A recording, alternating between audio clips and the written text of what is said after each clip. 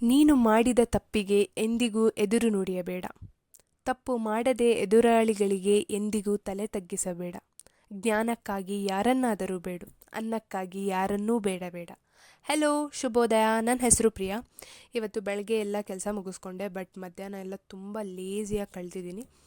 ಹಾಗೆ ಸಾಯಂಕಾಲ ಆಯಿತು. ಸಾಯಂಕಾಲ ಬಿಸಿ ಬಿಸಿ ಟೀ ಕುಡ್ಕೊಂಡು ಬಿಸಿ ಬಿಸಿ ಪಕೋಡ ತಿಂದ್ಕೊಂಡು ಟೈಮ್ ಪಾಸ್ ಮಾಡಿದೆ. ಆಮೇಲೆ ಹಾಗೆ ಆಚೆ ಹೋಗಿ ಒಂದು ಸ್ವಲ್ಪ ಹೊತ್ತು ನಿಂತ್ಕೊಂಡೆ, ರೋಡ್ ನೋಡಿಕೊಂಡು ಆಕಾಶ ನೋಡಿಕೊಂಡು ಟೈಮ್ ಪಾಸ್ ಮಾಡೋಣ ಅಂತ. ಹಾಗೆ ನಿಂತಿರ್ಬೇಕಾದ್ರೆ ಒಂದು ಥಾಟ್ ನೆನಪಿಗೆ ಬಂತು.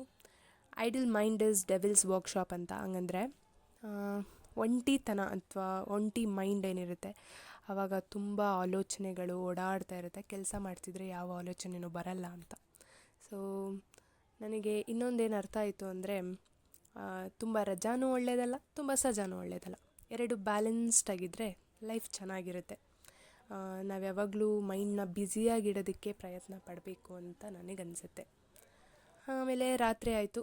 ರಾತ್ರಿ ಹೋಗಿ ಊಟ ಮಾಡಿಕೊಂಡೆ. ಬಿಸಿ ಬಿಸಿ ಅನ್ನ, ದಾಲ್ ಮತ್ತು ಪಕೋಡ ನೆಂಚಿಕೆಗೆ ತಿಂದ್ಕೊಂಡು ಮಲ್ಕೊಂಡೆ ಅಷ್ಟೇ.